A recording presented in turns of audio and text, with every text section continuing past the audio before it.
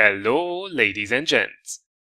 You people have been certainly having some absolutely amazing games lately, and thankfully you also thought about sending them in, for which I'm truly thankful, regardless whether your replay eventually made it on the stage or not. Now, talking about amazing games, I think that today's replay right here, courtesy of MKS Panzer, might very well be actually one of the highest base experience scores to be ever featured on the channel, breaching that ultra-rare 2000 base experience milestone. So, who's ready for some non-stop Soviet tank destroyer action that surprisingly does not include the BL-10? All of you? Then check this out. Alright, so here we are in our Su-101, this time around in a standard battle on Redshire. Oh yeah, this gonna be good. We are in a tank destroyer and we are on Redshire, which is the perfect combination, pretty much the same amazing feeling when you get Prokhorovka as a light tank. Now as we move into position up there on the ridgeline, which is very typical for this map, let's have first a very quick look at the matchmaking, which is not half bad actually. About a third of the teams are tier 8, the rest are tier 7, some tier 6s, so nothing this machine would have any problems with really. Now you don't see these machines running around that much on the battlefield, and that's because that's the alternate line to the very popular line with the BL-10 guns, with the ISU-152, the Object 704, and of course the Object 268, which is probably the route that most people are going to take, although I have to say there are some real gems on the other side as well. Now these machines, all non-turreted tank destroyers, are all about the gun performance. Pretty good rate of fire, we are able to churn out over 10 rounds a minute, which is not too bad at all, with 250 average alpha damage and 183 mm of average penetration. And we also have really good aim time, 1.6 seconds, and fantastic accuracy, 0.32 meters, so this is basically an amazing little sniper with pretty good rate of fire. It's not the same I smack you in the face for all your hit points kind of BL-10 fun, but it's really reliable enjoyment. The only real downside, apart from not having a turret in these machines, is the quite punishing gun depression actually. You have only 4 degrees at your disposal, so you will have to work these ridge lines rather carefully. Now, as things finally start to get rolling, and trust me, once the action kicks in it will be non-stop till the end, let's just see how the team does at the moment. Well, so far we are actually up by 1 tank, but have a look at the map. Basically both the east and also the west are about to overrun, and that's partially because we have an advantage on tank destroyers while they have an advantage on mediums and heavies. So of course they will just simply use their numerical advantage and run over our guys while we are all happy campers up on the ridgeline. That said, finally we have the first customer here, and we start off with the miss and the bounce. After I praise this machine for its accuracy. But have a look at that rate of fire. It really makes short work of the opponents. Oh, and here we go, that's what we have been waiting for. So the enemy heavies have pushed through, and now they are making a mistake by not continuing, instead just messing about there right in our line of fire. This is Christmas, so let's make sure we put that gun to good use and get that DPM rolling. The base DPM on this machine is over 2600 at tier 7, and this is pretty much the dream scenario. Oh, another low health target. Perfect, so that's a tier 7 and a tier 8 heavy tank dealt with. And we certainly won't have any problems going through the sides of those 2 IS-3As, which are in a platoon and definitely one of the more dangerous opponents.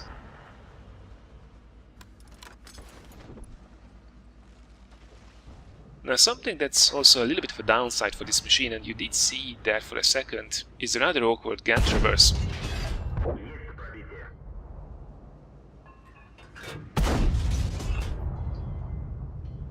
Oops! Talking about blind fires. IS-3A burning there silently in the distance. Speed. So the gun traverse is not the best. 8 degrees to the left, 8 degrees to the right, and 16 degrees overall. Can be a little bit tricky. Luckily, with your really good aim time, you will be ready to shoot shortly after you reposition yourself. Now it's not looking good. We are down by 4 tanks and whoa, what's that IS doing? Oh man, this is going quite badly. We are down to 2 tank destroyers, a light tank and a heavy tank, and that IS is completely oblivious to the fact that he's basically moving into the line of fire of the remaining tank destroyers.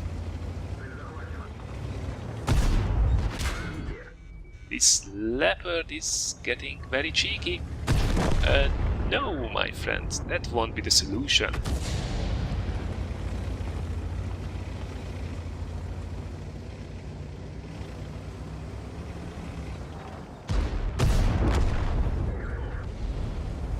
We are now on a roll.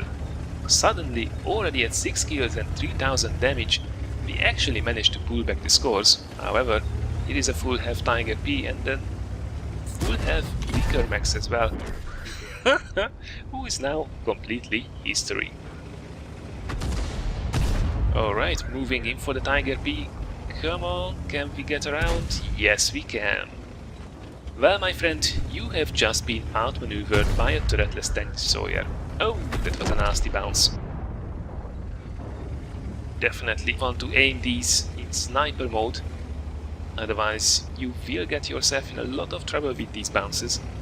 But holy hell, how many shots did we put in there in this last minute? That was something indeed. Okay, so let's not chill just yet. There is still an IS-3A up there. Well, pretty low health, but we still need to two-shot him. There is also a T-34-100 somewhere who just took out the Jagdpanther.